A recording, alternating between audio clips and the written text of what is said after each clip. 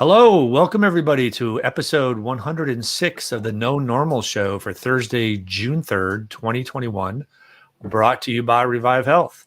This is our weekly deep dive into how hospital and health system marketers and communicators can navigate what we call the no normal. I am Chris Bevelow, health systems practice lead at Revive Health and your host for the show. I'm joined as always by Chase Kleckner, who is senior marketing manager at Revive Health and our show's producer. Hello, Chase. Hey, Chris. Good to see you as always. Good to see you too. And also thrilled to welcome Chris Dufresne, who is Vice President of Experience and Marketing Operations at Allina Health, right here in my hometown of Minneapolis. Chris leads the experience team at Allina Health, focusing on improving the omni-channel experience across all of the organization, including digital experience. Chris's background includes e-commerce, data management, and business intelligence roles at organizations such as Target Corporation and Macy's. Chris and his team focus on how to simplify the healthcare experience to allow consumers and patients the ability to focus on being well. Hello, Chris. Hello. Good afternoon. Thank you so much for joining us. Looking forward to the conversation. Likewise. Appreciate being able to be here. Yeah, for sure. All right. So we got a lot to cover. Before we dive in, some housekeeping notes. If you're new to the podcast, this is where we share industry trends, research, stories. We hear from folks from within healthcare, like Chris, from outside of healthcare, also like Chris, because he's both. And we try to pull together whatever ideas and content we can pull together to help you all navigate that no normal. If you want to know more about what we mean by the no normal, check out the comments page here on the show. Chase will use that to put links that are relevant to our conversation, and he will include a link to a blog post there about the no normal, which was, of course, created last year to help to describe the situation we were in re-COVID-19. We are thankfully, it seems like, moving out of COVID-19, yet we still live in a no normal because the implications of this once in a century event are going to be felt for quite some time. And we don't anticipate normality for a while. So we're going to continue to kind of use that phrase to help shape our content here. For those of you who are live with us, who pop in and listen live, thank you for joining us. Use that comment section that I mentioned to let us know if you have any questions, to weigh in, to talk to other people who happen to be joining us. We will keep an eye on that for any questions that we'll pull through as we go through or at the end of our conversation with Chris. Remember also that you can subscribe to this show via podcast on iTunes or wherever you listen to podcasts. We also post a recording of the show every week. We'll have that up by tomorrow at around 11 midday. You can find that at our website at thinkrevivehealth.com/no-normal. Chase, I've been saying /no-normal forever. It's actually a backslash, is it not? It is a backslash, yes. It's a backslash. 100 and how many episodes in? 106 episodes in, and I'm just now realizing that I've been using the wrong slash qualifier. / no-normal. People will figure it out. They'll get there. I'm sure they will. Okay. With all that nonsense out of the way, let's talk. So the theme, Chris Dufresne, that we wanted to focus on is your work around developing the experience at Allina. And also, in specifically how digital is an important part of it, but not the only part of it. So let's just start with that. What do you mean by, hey, we're focusing on more than just the digital? I think we can figure out what it means in general. You tell us what it means for you and why it's so important to think that way. Yes. I've been putting a lot of thought into this well before COVID and after COVID. So I say BC and AC, before COVID, after COVID. It's the new designator, right? But I don't think it takes a rocket scientist to see that healthcare's far behind other consumer-focused industries, right? We've heard about the consumerization of healthcare and the power that the consumer has is the need for price transparency, et cetera. So I think it's pretty well understood now. But let me give you some background of where I'm coming from when I'm thinking about, it's not just about digital. So my career started in retail, including e-commerce. You mentioned Target Corporation and Macy's. back in 2005, I worked within Macy's, and my team was one that was first starting to launch some of our products on this thing called the internet. And it was really this weird thing, right? I mean, we were used to shipping product to our stores, and that was it. Now we had to get photography involved and get products listed on the website, make sure our vendor was supportive of that, et cetera. But online was so separate. It was a completely separate entity. Even when I moved over to Target.com then, a few years later, Target.com was in a completely separate structure from the rest of the merchandising organization.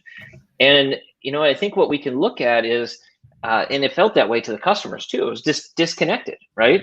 I look back and we had to, in the stores, we had to figure out how to incentivize them to actually steer people to the digital experience, because if the store sent somebody online to buy the product, like a furniture item, for example, to have it shipped to their home, that store lost credit for that sale, right? So we had to figure out how to give them credit. And fast forward to now, but you can see retail really learned a lot over the last few years, and COVID expedited that for the retail sector as well. Now you have options like, okay, I can ship to my home, I can ship to the store, I can go to the store and pick it up like normal. I can drive up to the store and text or call or do something in my app and they bring it out to my car, right? So there's all these different options, and they've really blended together the digital experience and the in-person experience. I say in-person, some people say terrestrial, et cetera. Terrestrial always makes me think of the movie E.T., so I don't use that. But it's, like, even if you look at hospitality, right? They've started to figure this out too with digital keys.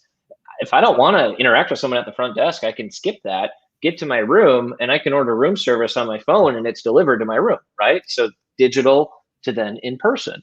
And so I feel like in healthcare, we need to figure this out. And that's where this concept of, it's not just about digital, it's how digital works within the broader experience that we expect as consumers. Yeah, that's fantastic. And I love the perspective you're bringing from outside of healthcare, just because, as you and I talked about, Chris, this industry just needs to move a lot farther, a lot faster, and we can learn so much from other industries. So we need more people like you coming in from the outside. And what's interesting to me is when you think about the connection of digital and what I'll say in real life instead of terrestrial, one of the few places that happens in the health system space is with online scheduling, right? And even that has taken some time, right? Like there's still organizations that don't have true online scheduling. They have online scheduling means let us know you want, to schedule an appointment and we'll get back to you via email. So kind of asynchronous online scheduling. Chat bots are coming online, but all of this needs to be coordinated and seamless. And that's where the trick really is, right? Mm-hmm. Definitely. I mean, I think of online scheduling and, how do we get healthcare online scheduling to be as simple as OpenTable, right? Now, that's aspirational. We know there's a lot of complexities in healthcare. There's a lot of specialties and subspecialties, et cetera. But at least for the common things, how do we simplify it for the consumer and allow them to schedule when they want, where they want, and still have the ability to call if you're having trouble, right? So if I'm in the middle of trying to schedule something, likely if I call a health system, and this happens at Allina, I'm starting over. It's not like the person on the other end of the phone could say, oh, I see you're looking at Dr. So-and-so. Let me help you get to the right visit type or whatever that might be. There's a whole lot that needs to be simplified internally in our operations. And so it's not just the online piece there either. It's the operational workflows, how scheduling templates are set up. All of those things come into play in order to enable the digital side, but to make it more of a cohesive experience. Yeah, definitely. We'll talk about some of the other, corollaries you see in healthcare, particularly from, your experience coming from the outside. Yeah, well, through the years prior to COVID, and then all of a sudden there was a scramble at many health systems during COVID to figure out how to do virtual care, right? I liken it back, or I remember back a couple of years, like doctors like, well, we can't do this. Like I have to have hands-on on a patient in order to provide care. And I think, as we've all seen, COVID has shown like there's plenty of things that can be done virtually. And so we've spent a lot of time figuring this out. But now, like it's not always about the video side either, right? We've got asynchronous virtual care for minor ailments like sinus infections, UTIs, et cetera. And the consumer's okay with those being isolated. I don't always need to have video, right? Just get me the meds that I need to feel better by answering a questionnaire, not having to go on video when I feel like garbage, right? Right. But then with video starting to come about, you can have a more connection with your provider, which is great. And then COVID happened, right? And it's one of the few means. So we forced the consumers into it. Providers got more on board, patients got more on board. So that's been great. But now I think we're running into some challenges in general as an industry of how do we keep people there where it makes sense? Yeah. And you know, the unfortunately, and I think there's a convenience factor, right? Oh, yes. Sorry, we've got to cut out there. So you're saying convenience factor. Repeat that part again.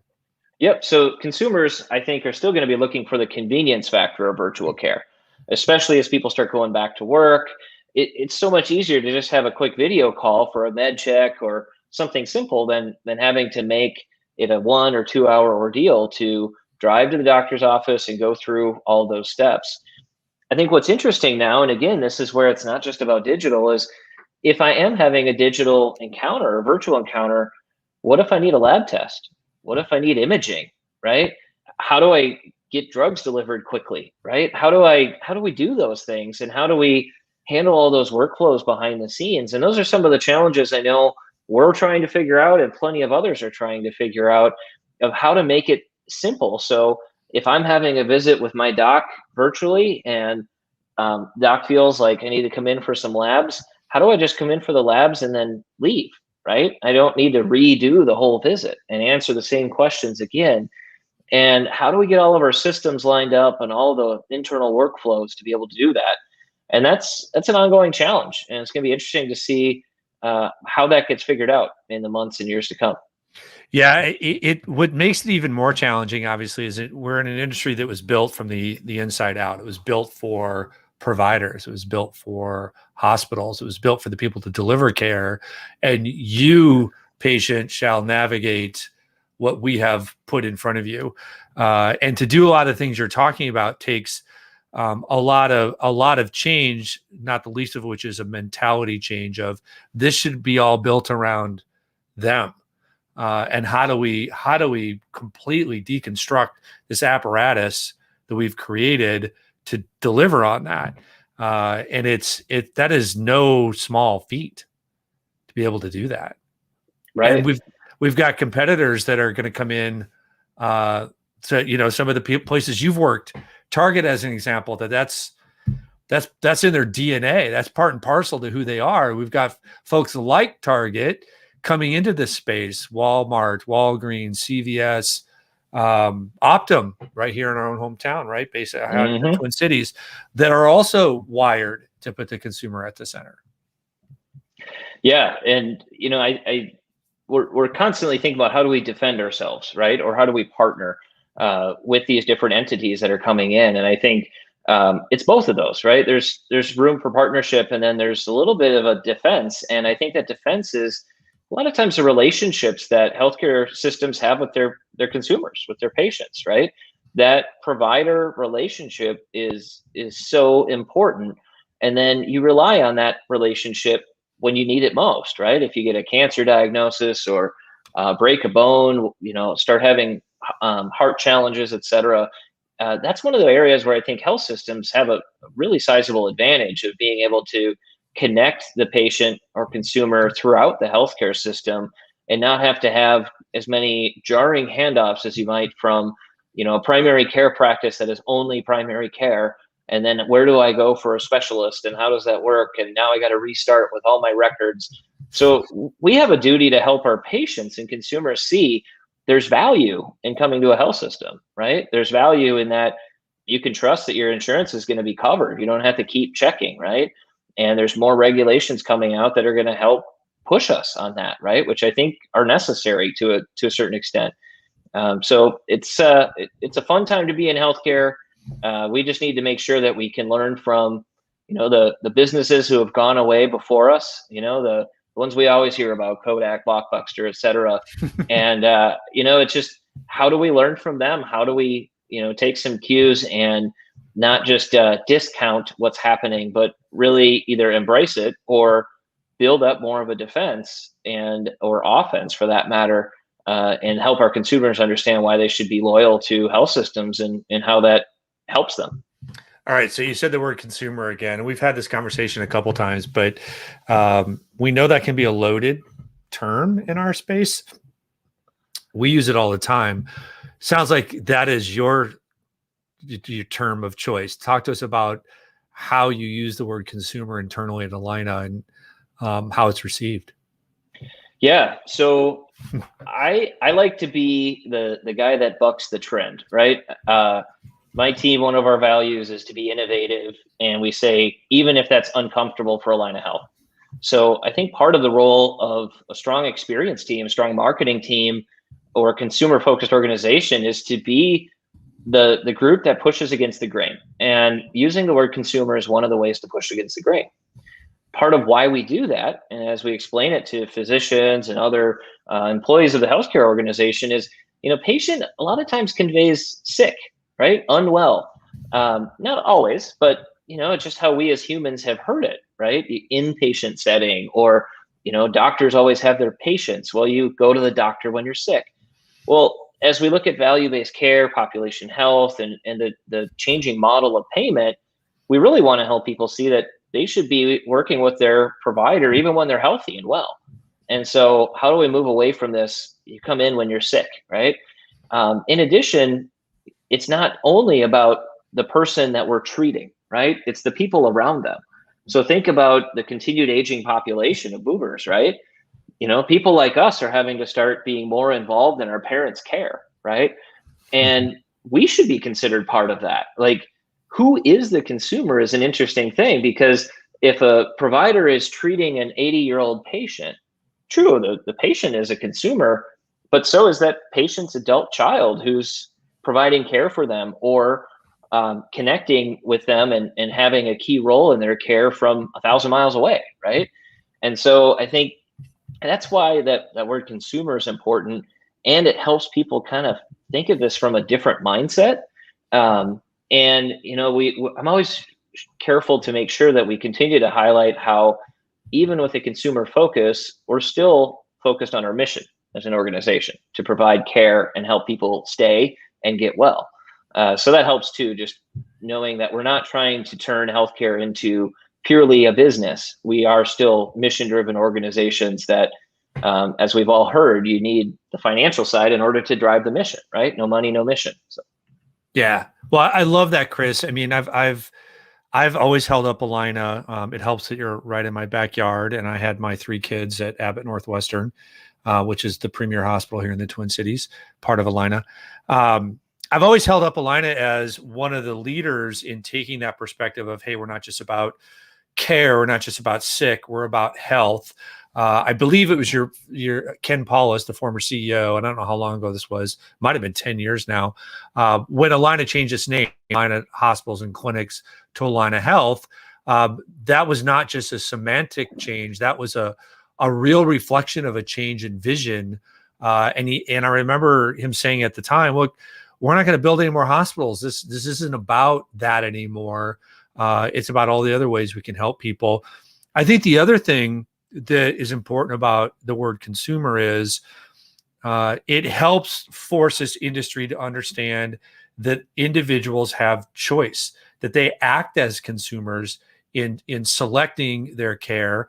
And, forever, the industry just felt like, hey, you need us.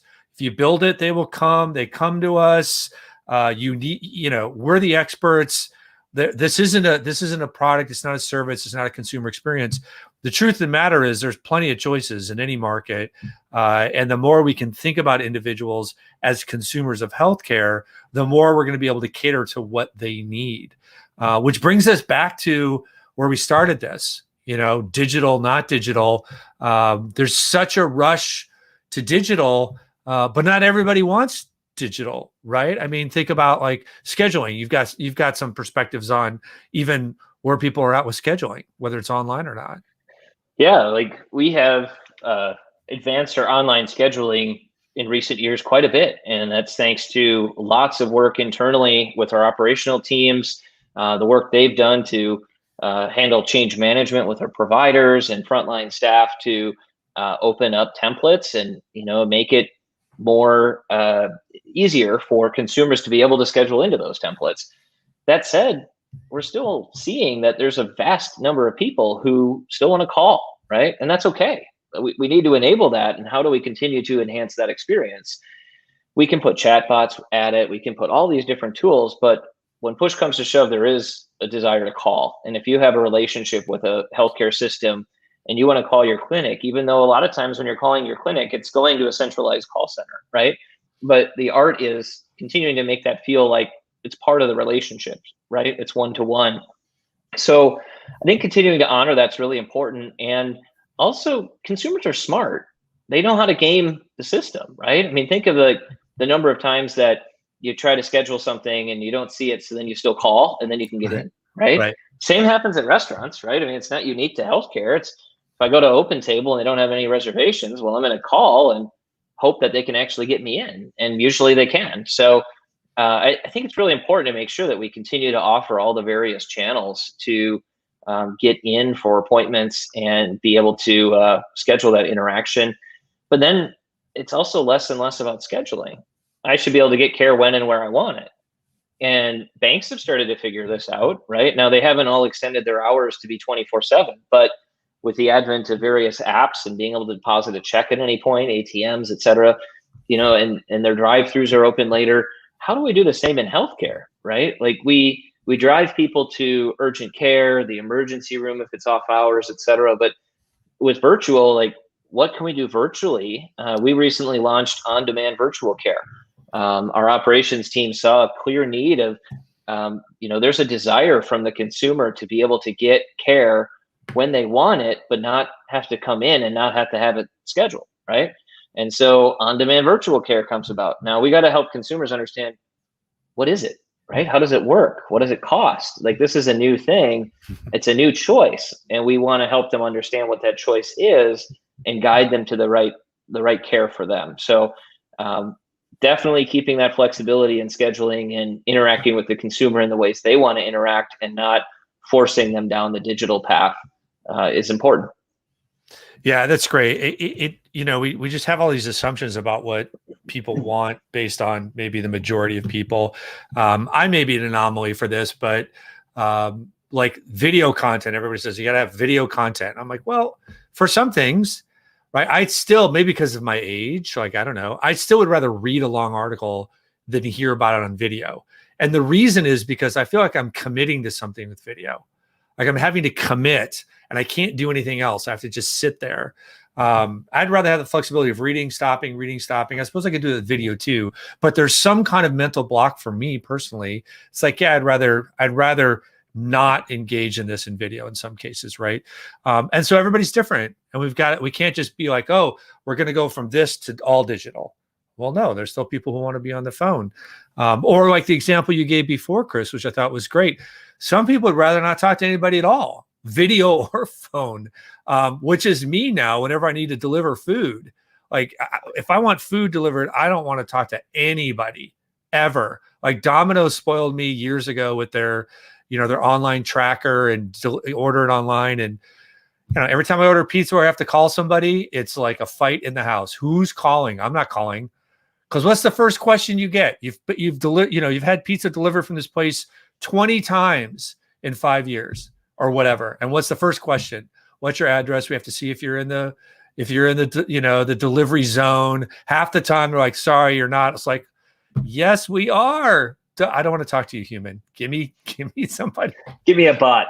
Give me a bot, please. Just do it. And also, I like your example you threw back to the financial industry. I'm going to put Chase on the spot. Chase, do you know what bankers' hours are? I assume it's like what they are specifically. Is that what you're asking? What that's referring to? Yeah. It's okay if you don't. Like 9 to 4? I don't know. Yeah. Well, bankers' hours were a thing. Like before banking was deregulated and you basically had to go to the bank for everything, their hours were, 9 to 4, 9 to 3, closed on Fridays, no weekends, because you have no choice. You had to go there. So they're like, they kick back. Like, whatever. You come to us when we're ready to see you, which has been healthcare forever. And that's the change that we're undergoing. One last thing, Chris, I want to talk to you about, speaking of choice, because we had a nice conversation about this. We had breakfast a few weeks ago. There's such a thing as too much choice, right?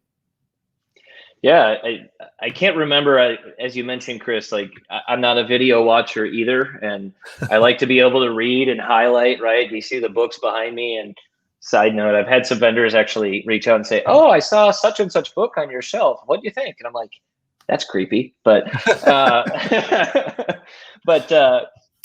like I forget what book it was, who to credit, but this idea that if you actually reduce the number of options, you can increase your sales. Right? If you just continue to have this plethora of options and make it confusing to the patient, they're going to be like, see you later, right? Or I'm just going to delay care because I'm not sure which one I should do. Do I go to this doctor for that or this other doctor? Do I start with my primary care? Do I need a referral? Like, I'm just confused. I'll wait, right? I'll wait till my knee hurts so bad I can't go for a walk, right? So I think it's important, though, like we are giving more choice because we want consumers to be able to find the option that's right or convenient for them. So we need to make our experiences simple enough to help them, to guide them to the right care for whatever they need, whether that be digital, whether that be coming in person or this specialist or doing an asynchronous visit, et cetera. It's an art that and a science, frankly, both, that we as healthcare systems need to figure out. And we have a lot of work going into that within Allina. What the beauty of working in a digital space is you can all go to our website, allinahealth.org, and click our Get Care button, and you can see how we're trying to do it. And if you use like Time Machine and go back and see how we did it a year ago, 2 years ago, 3 years ago, you'll see the continued evolution. And we have more to add, right? With the on-demand virtual care on-demand urgent care, where does that fit in the flow, right? And then you got to think about, is the person logged in or not, right? And how do we do it in both ways? So really, we want to continue to give our consumers more choice, but we need to make it really easy for them to understand what choice they should be making. That's right for them. And for that yet, we're continuing to look for it, and you can see it on Amazon.com, Target.com, Apple.com. They're all trying to figure it out. I don't know the last time you tried to get a hold of technical support for Apple, but you gotta dig, right? Oh, dude. And then, bad. And they used to be known for their support, right? I'm still the old guy who goes into the Apple store though, but now even then you got to make an appointment. It's like, so how do we not put our patients and consumers at arm's length just to save on expense and continue to guide them to the right way to get their care? Yeah. So, I mean, so much of this is just orientation. I think some of the best work we did was for a health system a few years ago. They had acquired over time a number of different urgent care, companies all in the same market. So they had multiple urgent care brands. They had retail care, they had virtual care, they had primary care, they had emergent care. And basically, when you went to their website, it was like, here's all the care we have. You can check this, this, and this. And you're just going, but why? Why would I pick this one instead of this one? They both say urgent care, right? Like, and so we completely redesigned it. So it was like a decision tree. What are you looking for? Is it emergent or not? Okay, if it's emergent, 911, or here's the closest thing. Do you want something close by, or do you want to just do it from your home? Okay, so now we've got virtual options, which there were multiple virtual options. If it was, no, I need to go somewhere. Okay, now we're gonna find the place that's closest to you, right? Because forget about all the options.